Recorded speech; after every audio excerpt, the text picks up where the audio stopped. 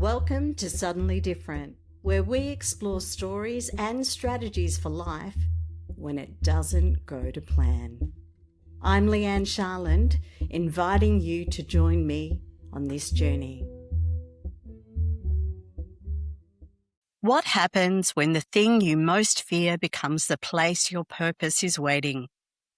My guest today is Karim Boktor, founder of the Boktor Method, high-performance hypnotherapist, leadership performance specialist, and creator of Championship Through Leadership.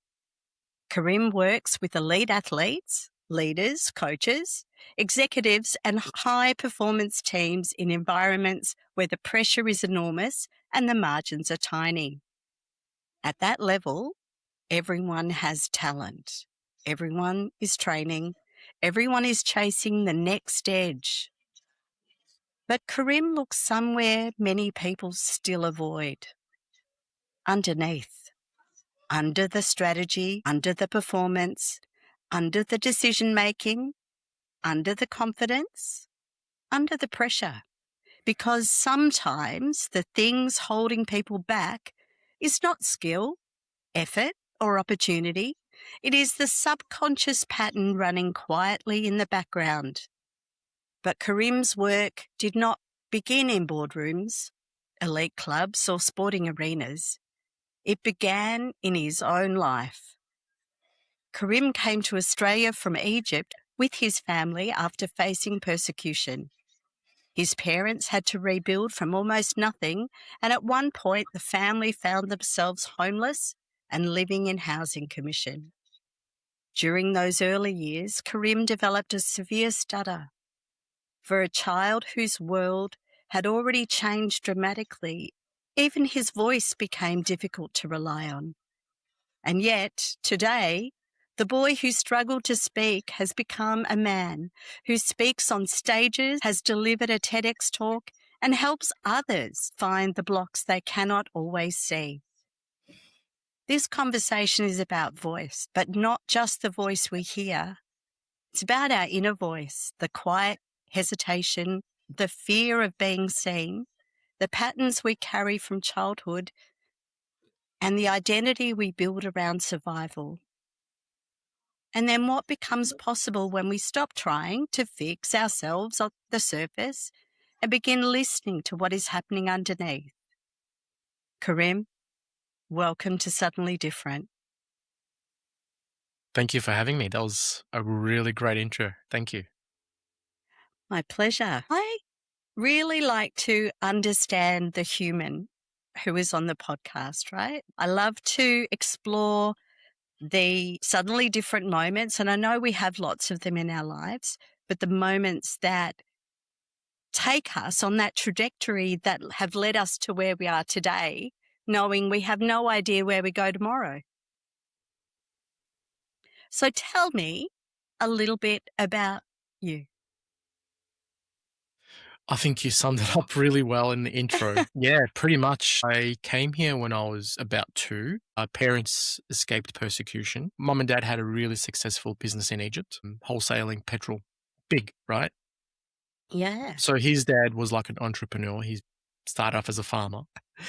And then, created this mammoth business in Egypt. But then, he started was becoming a target for other extremists. And they said that pretty much if you don't leave, we'll kill your family. Very blatant. One day, my dad was telling me he was just sitting inside his apartment in Egypt with his family.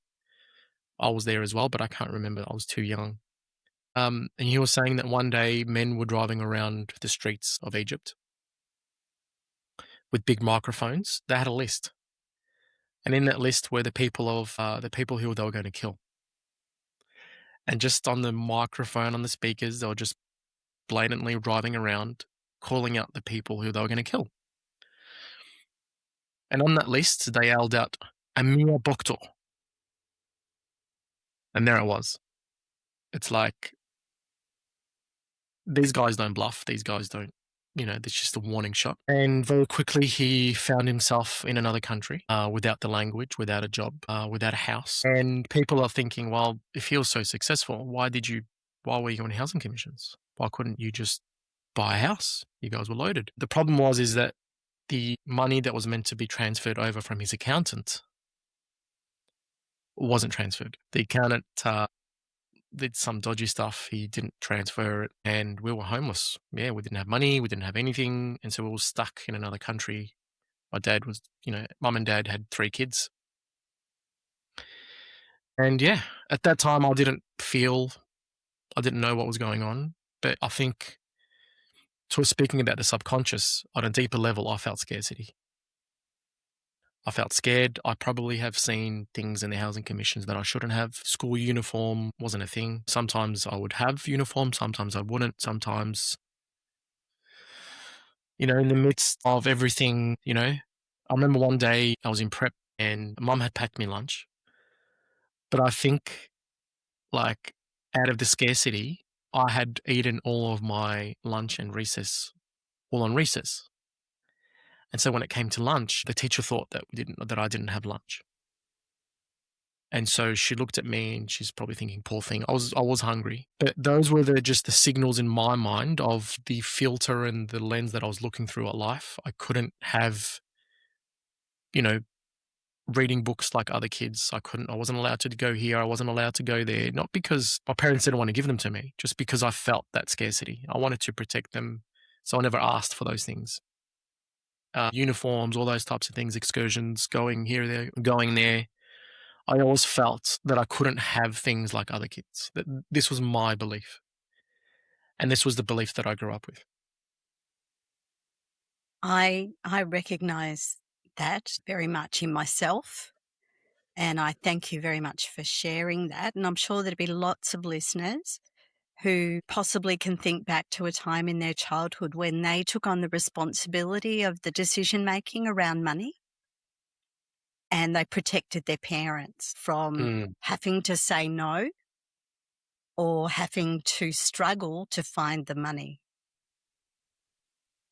I know I personally left high school, because I saw a letter of demand from the college I was going to my family, because mum and dad couldn't afford to pay the school fees because they were going bankrupt. And even though it was a Catholic college, it still was a financial institution. And so they wanted money. So I, against all of my teachers, I myself decided to end school at year 11. And that changed the trajectory of my life. And I know that my parents wouldn't have wanted me to make that decision if they'd known the basis of it. But so during, I'm curious about during that time, and I understand that like well-formed belief that you had, did your parents, did their English improve? Did they find community? Did they reestablish themselves? The good thing out of all of this is that they had community. I think Yes. the reason why we came to Melbourne was because there was a community. And I think it was like the best community. Like, we had cousins, we had family, and I think that was like the best, right? It was like the saving grace. Yeah, we developed the language. I mean, obviously, mum and dad went to English school. They had jobs that they had to go to and they were forced to learn the language. But this all obviously came after. But yes. Yes. But meanwhile, as a child, you and your siblings are all deciding how the world works and what the rules are and what the beliefs are to keep you safe. Absolutely. Which we'll talk about later is how you got into the line of work that you do and how powerful you are, because I've witnessed that power. So when you were at school, were you still learning English when you were in early primary school? When I was 2, so the only language that I knew like when I started school, was English. Oh, right. Okay. Yeah, but that's the same language that I knew. However, the problem is that I couldn't speak, because I could speak, but I felt like I was ashamed when I did speak. So the teachers assumed that I couldn't speak English, and that's why I didn't want to speak. But by then, Right. I was like the most Aussie kid. In fact, my favorite song was I Am Australian, right? And I love it till this Right. day. I love Yeah. being an Aussie. Yeah. However, they thought, oh, he just came from Egypt. But by then I had been there in Australia for like 3-4 years. I was pretty much a Vegemite kid. Yeah. But so then they put me into ESL. Right. It's like at that moment, it's like where the dumb kids go. This is what the kids thought, right? This is what I thought. Yeah. And so I was in there of that belief that I was a dumb kid. I must be. Right? They put me into ESL because I had a really bad stutter and I didn't want to speak. Right. And so teachers didn't really bother asking, and I think that's the thing that really grinded like looking back at it now, Mhm. and I'm sure it's different today, but they just put me in a box. Yeah. And they I just, I think teachers today still do that. To be honest, I've overheard Mhm. some of them talking, but they're because they don't have time or resource to put the care into connecting with the children, Mm, because the bureaucratic element of schooling is overwhelming.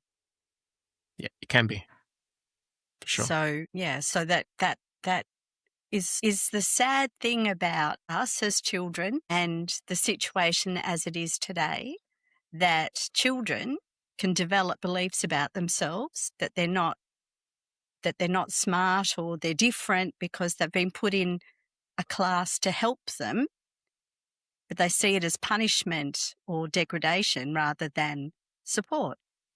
Mhm. So with your stutter, what did you make the stutter mean? So as you got older Mhm. and as you were in that class, did your stutter reduce or was it that protective for you? Um, it didn't reduce. I reckon it came in waves. Like, at times it got really bad, Mm-hmm. and I just couldn't say certain letters or certain words without stuttering, so I tried to use other words, or I just didn't speak at all. Mm-hmm. And I think the thing that it meant for me is that I couldn't express myself. And I became Mm-hmm. this guy that just accepted stuff. And I just took Right. things on because I couldn't express myself. And I didn't know what I Mm-hmm. wanted. I didn't know, how to say no a lot of the times. I didn't know how to ask for things. And I think that's the meaning that I'd given it. It's just I conceded. And I Yeah. became this guy that, just went along with anything that the world gave me because I didn't want to ask. I didn't know how to ask or want things. I didn't know how to express myself.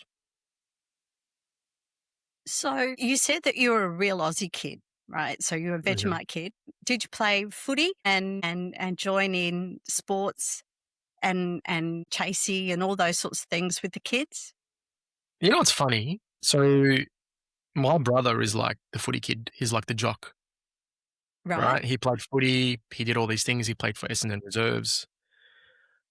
Looking back, I've always been the philosopher. I've always been the daydreamer. Yeah. My favorite subject was learning about about Aboriginal history and the dream Oh, time. So I yeah. really connected with that spirituality and that spiritual world. So whenever they spoke about those stories and the dream time, it was like I could really connect. And so up until today, like people are one of the first things that some clients ask me. Well, now they know because they know a lot about me. Is some of the questions is, do you know how did you play footy or did you play NFL? Did you play basketball? And I'm like, I don't know anything about sports. I love playing sports. I love being Mhm. involved. I love being physical, but I'm not really a footy fan, sports fan. And so I'm more of a philosopher. I like getting, like you introduced me correctly, right? It's like Mhm. It's like, you know me. I like getting in deep. The reason, Mm, behind the why things happen. I love the depth and really understanding all the intricacies. And when I look at someone, it's like I'm looking through them. I mhm, want to understand what's happening deep, not the superficial stuff. mhm. So yeah, I've always been connected that way. So did you have like a small group of close friends, or did you did you No, so growing up, I was like, I was the only Egyptian kid in the class. And when I say yeah, Egyptian, I mean like brown skinned, right? It's yeah, like in this part of school, a lot of them were just, Anglo kids, white kids. And so on top of the stutter, on top of the being the chubby kid, I didn't have friends. And so I grew up believing that just no one liked me. Just I wasn't a person that no one liked. And one of the most heartbreaking things that I could think about was seeing my mum when, like, mum would be like, "Hey, did you want to bring home a friend from school?" And I'm like, "Mum, but no one wants to play with me." So one day I had to bring home, like, I went down the ranks and I asked, like, someone that was a year younger than me or 2 years younger if they wanted to come over and play with me because no one in my year level wanted to come over. I would ask everyone, they'll be like, "No." And I think that broke like it really broke my mum's heart of why is this, my son's a beautiful boy, how mums are. It's like yeah, they're the most beautiful things to them. So growing up, I had to really grind and like, you know, just do without in a lot of cases. And those were one of those things. Until I got older and I had to really like up the ante. I moved schools and then I was like, there must be a problem with me. So I must, why don't I be kinder? Right? Why don't I be like, and that's when I started giving myself like more of myself away. It's like I have to mhm, perform. I have to do all these things then to be liked. And it worked, obviously. yeah, I yeah, was the class clown. I was really trusted by my peers and all that kind of thing, but it came at a price. It came at a cost. I was constantly wearing a mask and I felt that if at that point it just became like an identity that I built, yeah, right? yeah, But it came from a place of lack.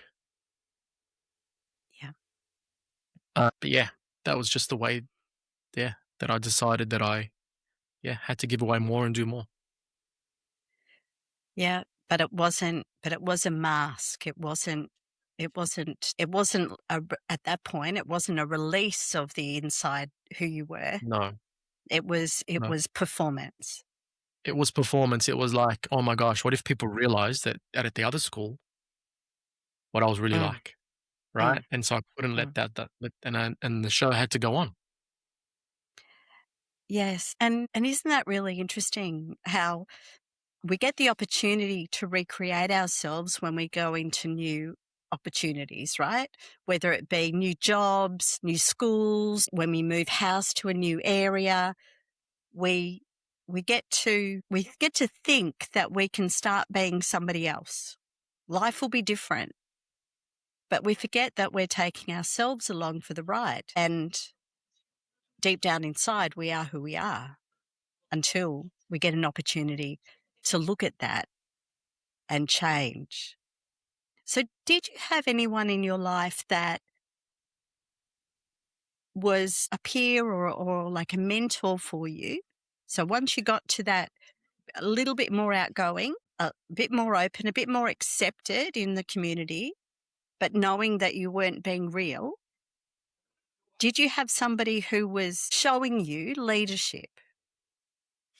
I think my first experience, and this is a very like I'm 41, right? And Yeah. it's still a very big moment in my life. When I moved to a new school, a year or two later, there was a teacher, Mrs. Lee, and she just was like, "I see something in you, and I see that magic, and I'm going to bring it out of you. And she saw something behind me that no one else really wanted, bothered, even cared for. Yeah. And it wasn't long when she brought those things out of me that I became school captain. I Wow. started being a popular kid, and so I started to flourish. And that was a very big moment. It's like, oh my gosh, all it took was for someone just to really give me that extra bit of attention, just to really understand me. And I could turn, like, I was one of the top kids in the class. Everything was easy. I was popular. That was the first real moment of real leadership. Yeah.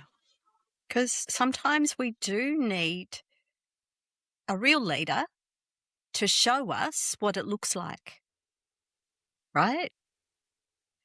And that they can see it in us.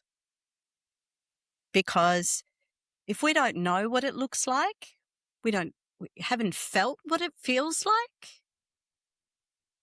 haven't heard it, how can we be it? Right? Because even on television, you still don't, like, it's a TV show. It's not real. Mm. So for that teacher to have seen you and felt that there was something more in you than you were showing.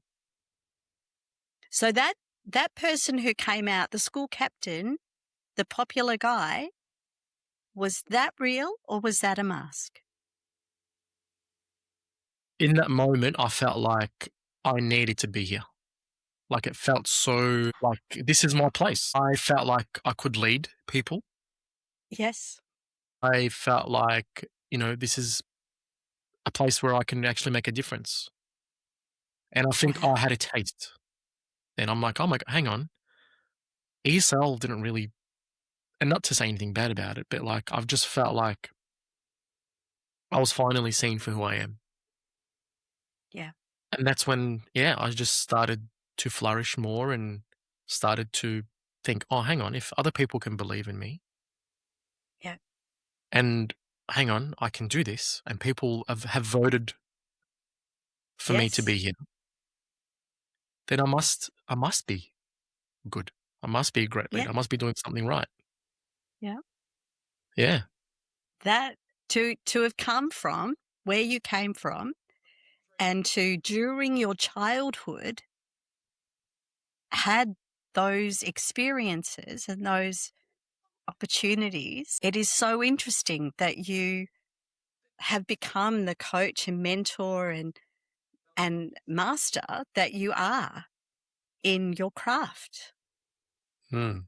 So when I heard you speak, there was something about you talked somewhere when I wasn't deeply immersed in experiencing a wonderful journey, there was an idea of an inner stutter, right? That we may not have an outer stutter that stops us from communicating and stops us from being fully visible to the people around us, but that you've discovered an inner stutter that can block us from being all of who we can be. I wonder if you could explain that. Absolutely. So when I did my TED talk, I wanted to give something away.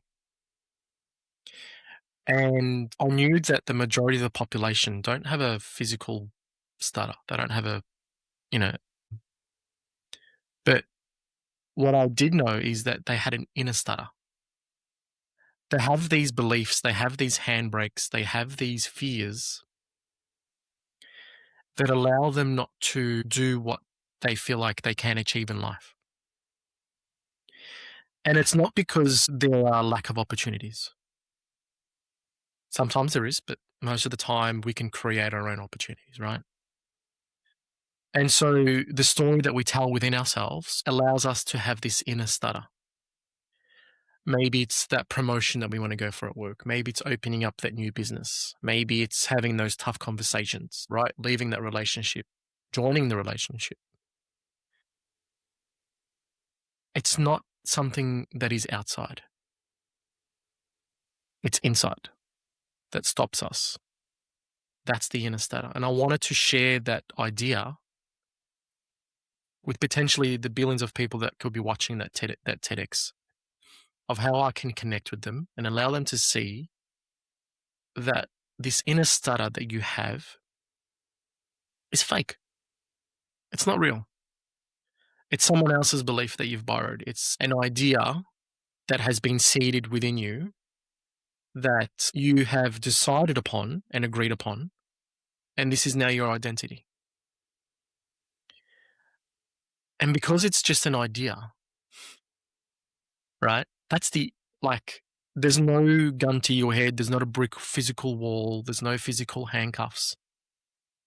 All you have to do is undecide. And I think that's the magic and that's the beauty. It's like once you can see beyond the veil, you'll know that it's all just been fake. It's all just an illusion of keeping you stuck. And that has been true not only for me, but for other people that have seen beyond that. That makes absolute sense to me. I feel like at times there's do you remember tuck shops and the tuck shop, the sort of rolly door Yes. that would come down or come up? Well, I sort of associate with that tuck shop window, right? Of how automatically it can open and it can be closed, right? And it's like sometimes when I'm talking to someone, I can feel them shutting it, or based on an expression of their face, movement of their body, I can shut it really quickly. Yes. But most of the time, I'm not aware of it. Yes. So it's learning how to be aware of the stutter or the inner stutter, like noticing that it's happening, noticing that chatter in our mind. Yes. Yes. And that's the part that I love diving into, right? It's like people have this parasite inside of them that's making all these decisions, right? Yep. And no one's even batting an eye of questioning this. Yep. Everyone's in a trance. Yeah. Well, that's the thing. I mean, especially when we're doing things that we often do or we automatically do. I reckon, I worked 40 years in corporate and, I don't know how many days that is. I don't know how many hours, but I know that the large percentage of it, I reckon I was in trance. Yeah. Now, sometimes that was a good trance and I would have ideas come into my mind, but a lot of the time I don't know whether it was really productive. And so I like to use the analogy of a lot of us drive to a destination. We drive to work, maybe we drive to drop off the kids somewhere, footy practice or soccer practice. And we get to the end of the destination and we don't even remember driving there. Right? And so we end up at this destination and you think to yourself, oh my gosh, I don't even remember that trip. How did I get here? How did I weave in and out of traffic, avoid death with kids in the car?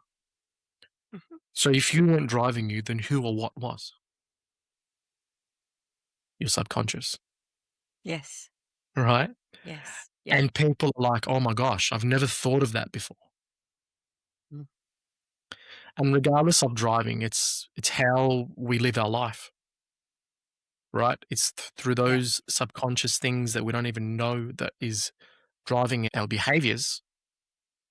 And then we get to the end of the year, we get to the end of the month, and we're thinking, how am I here again? I've promised that I was going to be different this year. I've promised that I made a New Year's resolution. Mm-hmm. And so why do I keep getting stuck? Mm. Why can't I be where I want to be? I'm doing everything right. And so we blame luck. We blame there's a cloud over our head. We blame life. We blame the government. And we give up because it becomes exhausting. But what people aren't told is that you're constantly going like fighting an uphill battle if you don't understand the subconscious and how powerful it is. And so the subconscious mind contributes to 95% of our behavior. Yes. And we're trying to tackle things and change things on a conscious level, which is only about 5%. And I'm like, of course, you're going to lose every time. So how do you, how does it work? Do you do something consciously and eventually it goes into the unconscious, or like it just floats down into that underwater stuff, or So as an example, Leigh-Anne, what's 1 + 1? 2? Good. How did you know that it was 2? I actually looked at, in my mind, I drew 1 + 1 and I remembered that 2 used to get put at the end of it. Good. You didn't have that at top of mind. You didn't have No. 1 + 1 is 2 consciously. Like you're No, not no. walking around thinking 1 + 1 is 2, 1 + 1 is 2, 1 + 1 is 2. No. No. Right. That information is stored somewhere Mm-hmm. for safekeeping. Mm. It's stored at the subconscious mind. Yeah. Right? And something tells me that you're very visual. I am. I often Right? see Because you told me things. that you saw the actual visual, right? It's like Yeah. some people are audio. Some people are more kinesthetic. Yeah. Right? All of that happens at a split second. You told me it was 2 in like 0.5 of a second. Yet you went through all that processing, right, very quickly, and it went all the way down. It went through internal filters, and it went to a place where you kept all those memories, all those beliefs, right? And that's how we decide things. It happens at a split second. And that's how we make our decisions. Wow. Based on our accumulated learning. Yes. So there's an And equation, right? So yeah. where you are today, Yeah. right, if you were to have like an equal sign, Yeah. equals today and now, Yeah. is the sum of your conscious mind Mm-hmm. and your subconscious mind. Equals where you are here right now. Mm-hmm. So everything that has happened to you logically and consciously, plus everything that sits in the subconscious mind, equals where you are here right now today. That's pretty big. Yeah. That's a lot of information. Right. Right. And so when you're talking about like you as a person, you're not really diving into the subconscious stuff because it's something that you haven't even thought about or realized that it actually exists. It contributes to 95% of your stuff,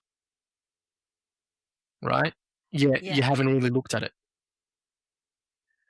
And so then when you talk about organizations, that's only one person that I'm talking about. When you're talking about leading organizations and people are saying leading people is the hardest thing, bloody oath. Mm-hmm. Like we're just talking about one person right now. Mm-hmm. Imagine that this is like if you're talking about an organization full of 50 or 100 people, 20, whatever it is, you have to navigate people through their own subconscious. Mm-hmm. Through their own That's a whole other ballgame. limits. Yeah. Your own limits, but not only like If you're a founder or a business owner of an organization, everyone has their own limitations. Everyone has their own story. Everyone has their own subconscious Mm-hmm. that you have to like navigate through and lead people through. Yeah. And so whenever they do like workshops or like, team building stuff, they're only very like box ticking exercises. There's no real change, I don't believe. It's very, very outdated because you haven't really understood their subconscious. They don't even know their own thing, right? And so you're all meant to arrive at one place, but it's hard if everyone's all over the place with their own beliefs and their own values. I 4.5 years ago, I suddenly finished work. Right, I had a health situation, and probably in the last 6 to 12 months, I've been able to objectively look back at my subconscious drivers of some of my behaviours, and looking at that bias that I had in me, that fear, those things, and how somebody who was more aware in a leadership role could have helped both the company and myself to be great. It's really interesting to see, right? So in knowing my childhood stuff and my rules and my Uh-huh. beliefs. Uh-huh. And so are you able to help leadership teams and even just interested people to untap how they get to know their own unconscious so they can better understand their team? Definitely. So step one is knowing more about you, Yeah. Yeah. right? And if you can understand you first, Mm-hmm. then you're like, well, if this applies to me, then I can see it in Mary, I can see it in John, and I can lead better. Mm-hmm. And the whole equation changes Mm. because it becomes now they're seeing it from a more dynamic perspective. It's not just a 1D or a 2D thing. Mm-hmm. They can see it from now a world where they have never seen before. And so they've got more data, they've got more information, they can come from a place like they're more empowered to make those decisions. And more often than not, it's like it helps the whole company perform. It helps people go home happier, right? And Yeah. this is my why.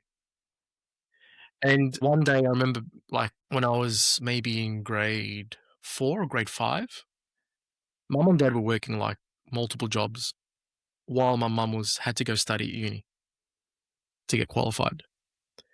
And one day I remember it was at like night, and I was waiting up for my mum to come home. And she would often, one day I remember she came home and she was just like crying, emotionally, like just really down. And my dad was like, "What's wrong? Are you okay?" And I remember watching the whole situation. And I remember her saying how much of a mean manager she had,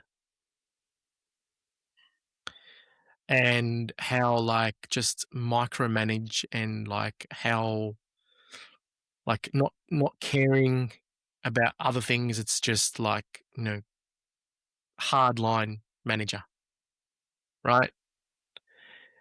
I remember thinking, why does it have to be this way? Like, why couldn't that manager, like, I'm sure that person, if they managed correctly, if they led correctly, they can both have a really good employee, a really good result, and my mum can come home happy, and I could be connected to my mum. And I think at that moment when I was like 4 or 5, in grade 4 or 5, I realized that I needed to make a change. It was like one of the things that I had experienced. Mm-hmm. And so my philosophy is that if I can help the guys at the top, the leaders, the founders, the CEOs, it all trickles down. And between you and me, what I do is not because of performance. It's because I want kids to live a more connected life with their parents. Well, I used to use data. So I worked in IT and data. So my goal was I'd worked so many long hours and missed out on my children that I wanted others to get time with their children.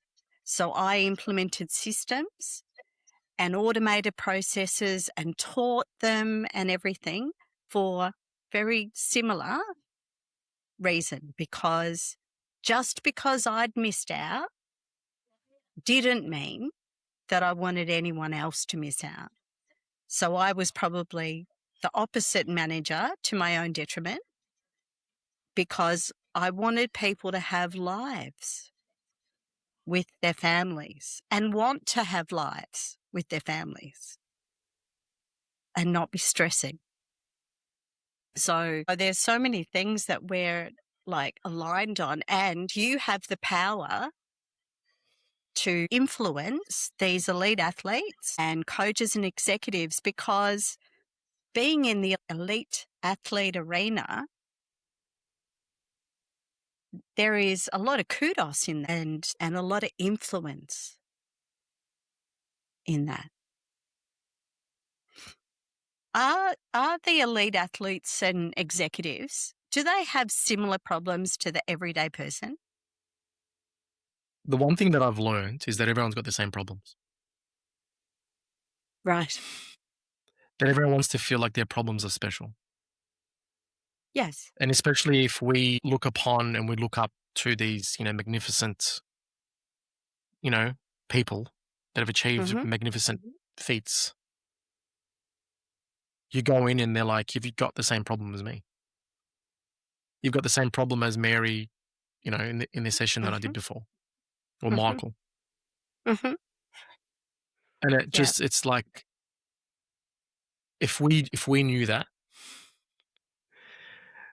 people would feel like, hang on, if, the guy winning, the Brownlow or whatever it is, has the same problems as me,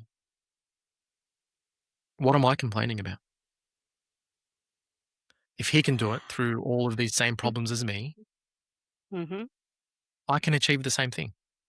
We're all the same. That is a really interesting point. I just want to talk about that choice, right? Sure. The choice that somebody who seems to be successful has achieved awards and achieved notoriety and success, that deep down inside they've got the same problems as me. So what is different between them and me? Is Bingo. choice. Yes. Wow. That's really powerful. Yeah. Knowing that we And all people would have things say, to work on. Karim, but you don't know about my story, right? Yeah. You don't know Yeah. about this. I've had it Yeah. much worse, right? And it's sort of like they want to believe that their problem is bigger Yeah. because it means that they don't have to show up. Mm. It means that people can be like, oh gosh, poor you.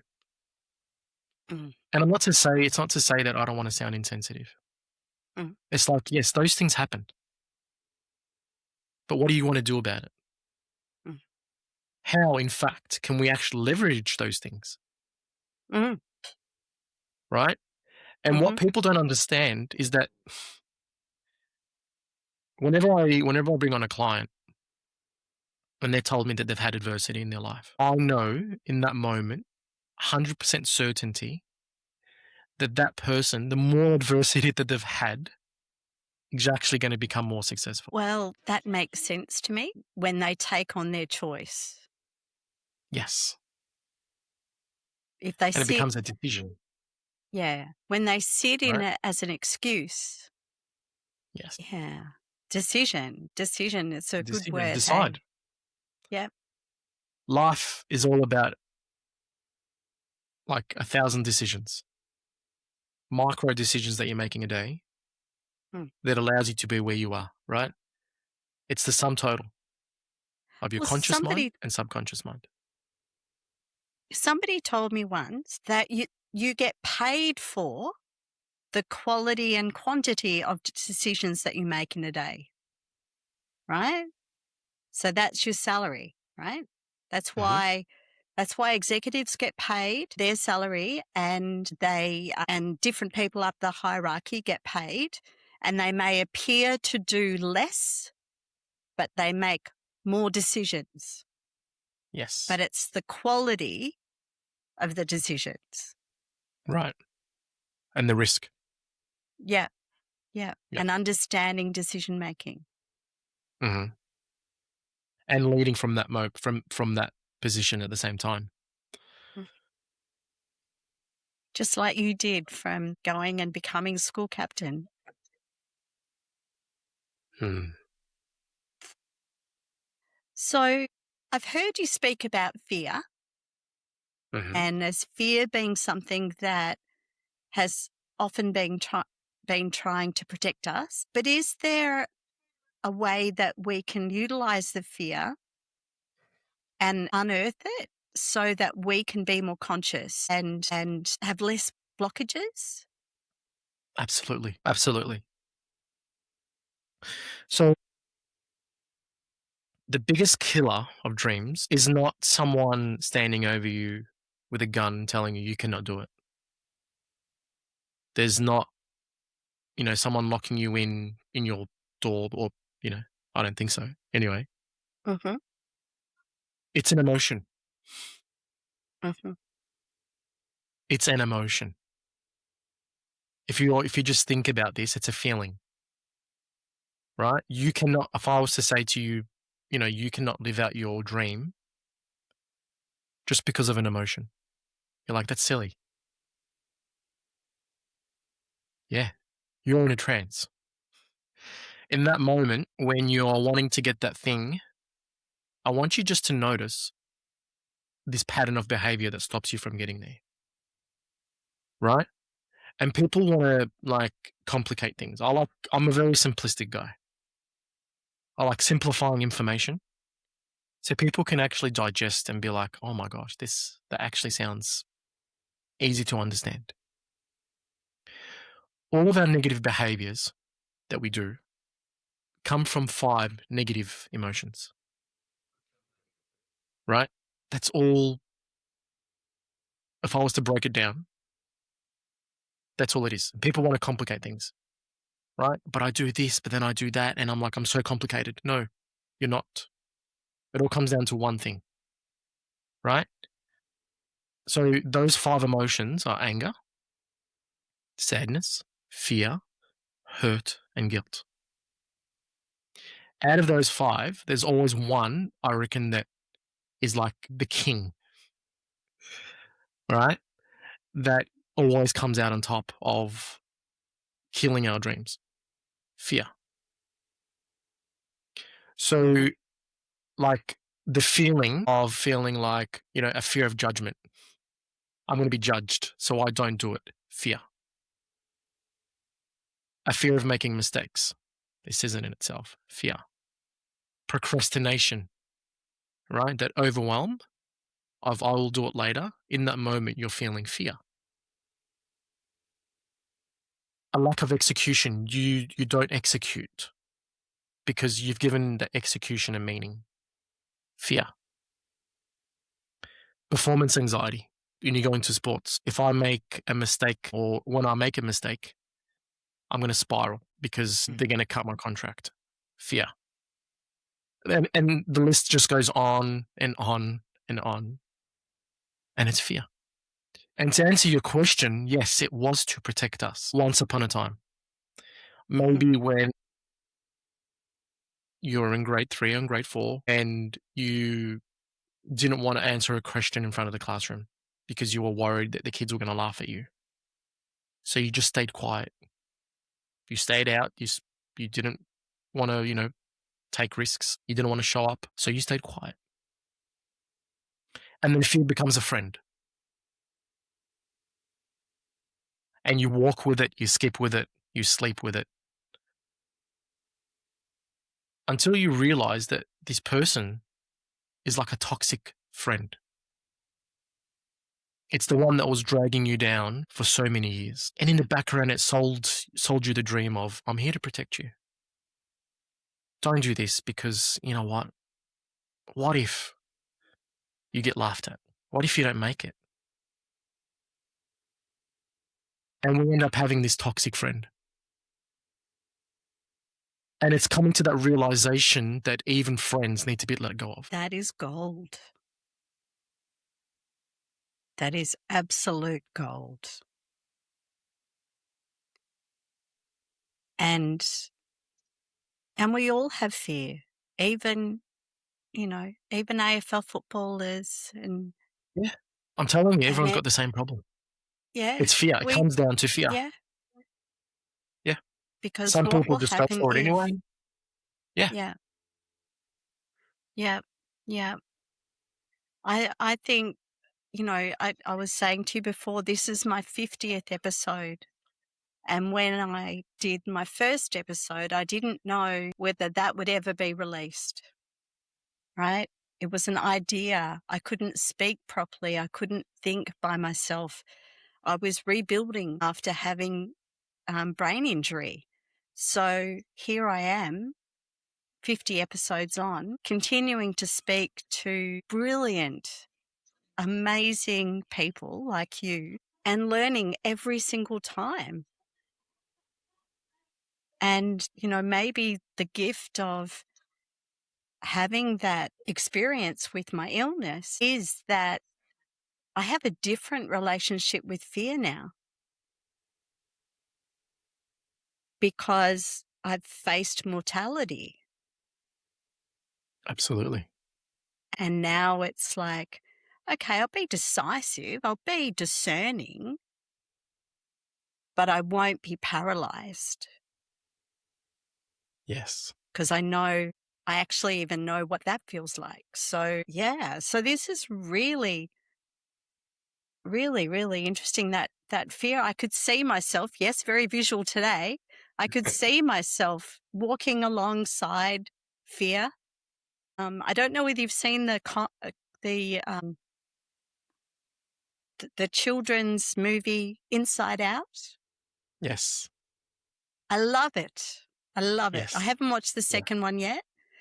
I don't know whether I'm old enough, but the first one, I love to be joy, but Beautiful. I've definitely got a little bit of anger in me. Right. And yeah, but it's really wonderful to understand these emotions that are affecting our decisions. Yes. So if someone who's listening today Mm-hmm. recognizes their own inner stutter, Mm-hmm. or that they notice that they're holding fear's hand really Mm-hmm. tightly, Mm-hmm. where should they begin? Is there a question they can ask themselves? Yeah. So it's a simple process, right? It's like, hang on. Right. I want to look around and see that I'm not being chased by a tiger, that no one's chasing me with a gun.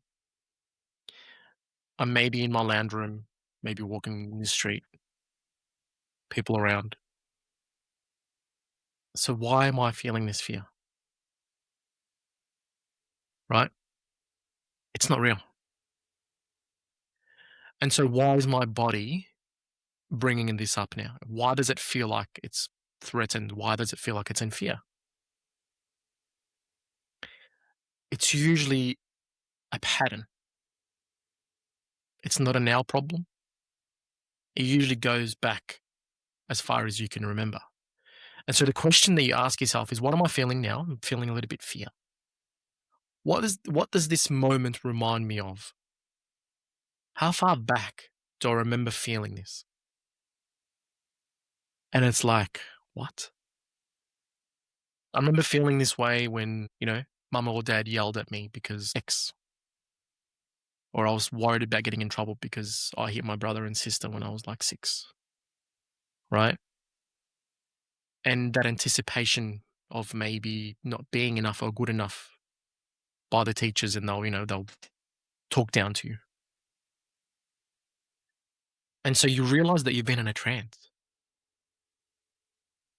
because you're not born with any fear. In fact, actually, you're only born with 2 fears: a fear of loud noises and a fear of falling. And so every other fear is learnt. It's not yours. And so that simple question of what does this moment remind me of? It gives away that fear. It gives that fear away. It doesn't have as much power in that moment, because it's like, hang on, I've been just believing that I am fearful. And then you can sort of like snap yourself out of it and just be like, you know what if I can do it to being fearful, Yeah. right? Do it. Wow. Do it being fearful. Can I get Yep. an outcome while being scared? Let's just assume that you could, like, even though you recognize that fear is not real, if you look around you and there's no imminent threat, could you do it while being scared? Mm. Sure, you can. And so fear has less and less power over time because you're finding evidence against it. So you Ah, don't really need, yeah. yeah, you don't really need hypnosis. Like, Yeah. it's not something that, I mean, I can do it and it'll Yeah. be quick Help. to Yeah. remove that fear, but you don't really need it. If you can sit through and just feel that uncomfortableness, sometimes it's like the fact that you have to sit through, like, the uncomfortableness of feeling that fear. People want to distract themselves, Yes. right? They'll scroll, they'll do anything other than sit through that uncomfortableness of feeling scared.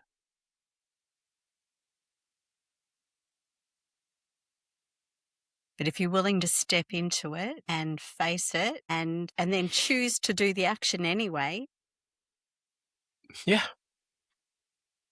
then you're Right. on your way. And yeah, so that's a great solution. Mm. So, Karim, on Suddenly Different, I often come back to the idea that we are only one moment away from life changing, from being suddenly different. Yes. So, your life changed through migration, through your early years with the stutter, through fear, through being seen by your teacher and finding your voice. And now, after sharing your stories about your mum, and I can see why you are so empowered to help others in leadership to be the best leaders they can be and to change what's happening beneath the surface. Mhm.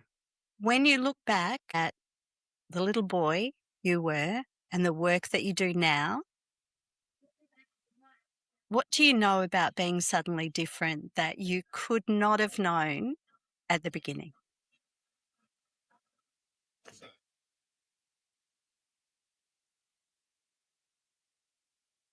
I think when I look back at it now, that life, God, the universe had put those obstacles in front of me to actually empower me. They gave me those obstacles so I can learn through them, I can become stronger. And those constraints, those adversity will actually benefit me. And I could use all those things, and I'm using them today, of how I can then help others and help myself to where I need to be today. Fantastic. That's how I like to look on my life. Very similar. Mm. So, Karim, thank you. Thank you for taking us beyond the surface of performance and into the inner world that shapes us.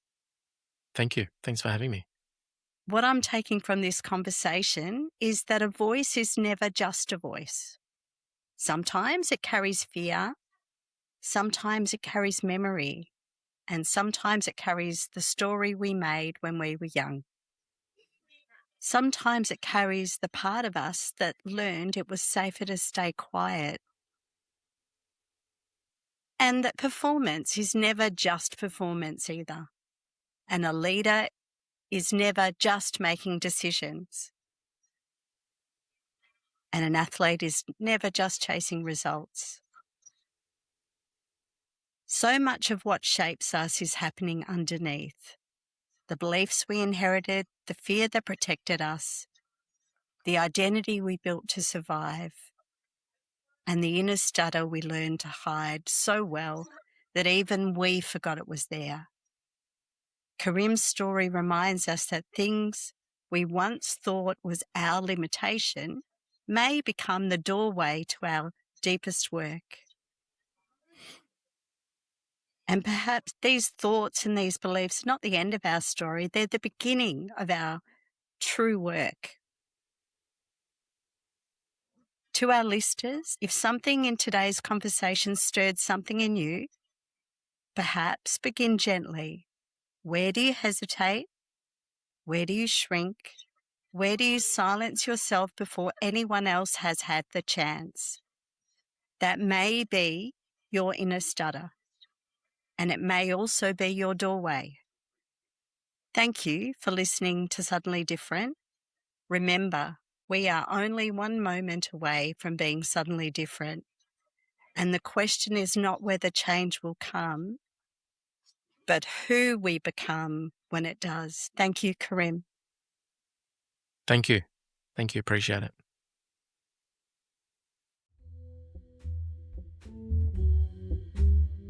This has been Suddenly Different.